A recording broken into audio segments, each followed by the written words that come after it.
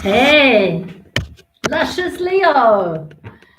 Welcome to Swedish Dharma Tarot. My name is christinamarialeifsdotter, and that's who I'm giving a reading to today, Luscious Leo. And in the pre-shuffle, this fell out, Judgment. So I think you're about to meet, or you've already met somebody who's very, very suitable to you.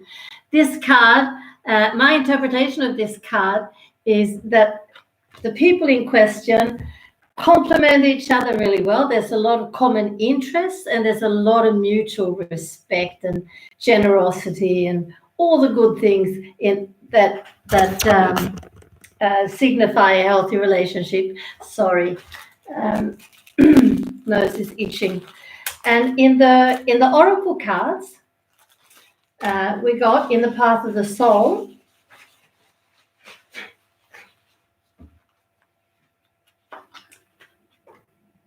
Oh, rebirth again. We got that yesterday for Cancer. And I'm a Cancer with a lot of Leo. So I'm going to take that really personally because I'm really at the start of a rebirth and it feels so good. In the yogic path, you got tapas, which is self-discipline. Yeah, God knows that's not the easiest to achieve. So if you'd like to have a private reading with me, get in contact on the email in the description box below, and we'll agree on a day and a time that suits us both. There's a lot of emotion happening too. It'll set you back €50. The one exception to the price list is if you happen to be in Africa or India or some other country where that kind of money just isn't available for a reading. So don't let that stop you. Get in contact with me anyway. And I'll do my best to help you. Leo, I see you here. A young man. Here you are, a Prince of Staves or Prince of Rods if you prefer. So you're a young man, minimum of 20, maximum of 27, perhaps 28 years of age.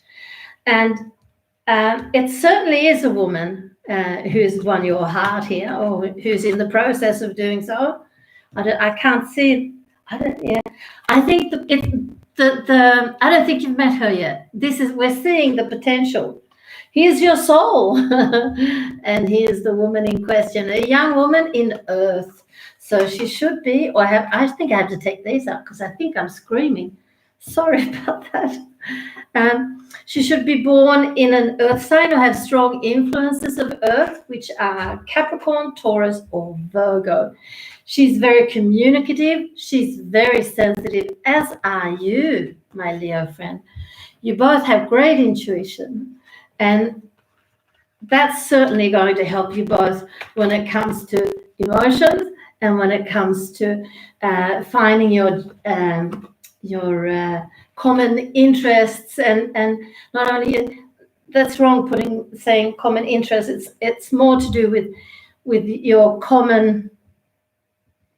I can't find the word. Can I speak Swedish? No, I can't. We'll just sum it up as common ground. When you're finding your mutuality, that'll have to do.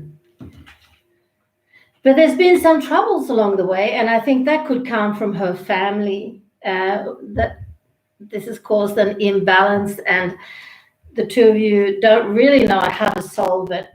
But I would say, don't worry about it. It's going to solve itself because you have actually met the woman in your life. So this is Juno. She was a Roman goddess, and it's to her that the Roman women went to cry and talk and explain and complain about husbands and marriages. So she's the Hierophant, or this is the card number 5 is the Hierophant in the classic tarot. And I like this card. This is the Two of Cups is for me the karma card. So active karma when it's like this. When it comes up in the reverse, it's karma accomplished, lesson learned, the icing on the cake, blah, blah, blah. I could keep going like that because that's what this relationship is for you. You're both so young, but you've both learned so much in your short lives, at least when it comes to love. And you've done all the right things, you've learned all the right stuff, and now you're about to enter this relationship that is empowering on the one hand. No, not on the one hand. It's empowering and it's allowing you both to be yourself fully and completely. The star is the card of Aquarius. And now we know with Aquarius that their freedom and their right to be themselves and to be autocratic, etc., is the be-all and end-all for an Aquarian. But really, it's important for all of us. So especially in a relationship, in a love relationship, there has to be respect and there has to be the need and the will to give and take in the form of freedom. Strong family life. Without complications, I would like to add, because this card, oppression, it's not a very nice card. The Vavalak, they were Aborigine sisters and they were swallowed by the serpent. And they screamed and they hit and they scratched the snake until he burped them or vomited maybe them back up again into the light. So they were saved. No oppression in that family. It's going to be really nice. Both of you are very strong, family-oriented people, which is nice to see, even though you're so young. Well, not for everybody, but for a nearly 62-year-old woman, you're very young. So that's it from the tarot cards. Oh, I forgot to say, if any of you watching, if you'd like to post a question, go right ahead, and I'll do my best to answer it at the end of the reading. But let's have a look at rebirth in the in the path of the soul. Now is the time for quiet retreat and rest. It's a wonderful opportunity to nourish your heart, mind, and soul. The Universal Mother has taken you into her womb in preparation for a rebirth. Oh, that's interesting, considering the Vavalak. Have a think about that one. You're being called to rediscover yourself. Take a clear evaluation of your life, relationships, and your own self-worth. Take time away in solitude. During this time of reflection, you may notice things that no longer serve you simply fall away.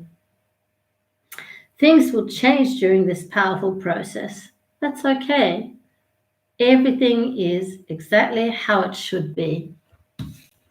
Terrific. And then in the yogic path, tapas, self-discipline. You've got where you are because of your discipline, your tapas, and this will continue to take you where you need to go. While discipline sounds like a heavy word, it's really just committing to becoming the highest version of yourself. The next evolvement will require refinement of your inner strength. You're undergoing a deep transformation, stepping outside of your comfort zone, gaining strength, moving through fear. Now is the time to ask yourself the important questions. What practices have I committed to? What practices do I still need to commit to? Is my daily routine serving me? How can I improve it? Where do I need to set boundaries in my life to further align with my truth? Am I showing up for myself the way I would for a friend or a child? I think you are, and I think you're about to commit to marriage. That's the big thing here. Oh, Leo, I wish you all the best of luck. If you could give me a thumbs up and maybe a share, and even better if you would consider subscribing. That would just be brilliant.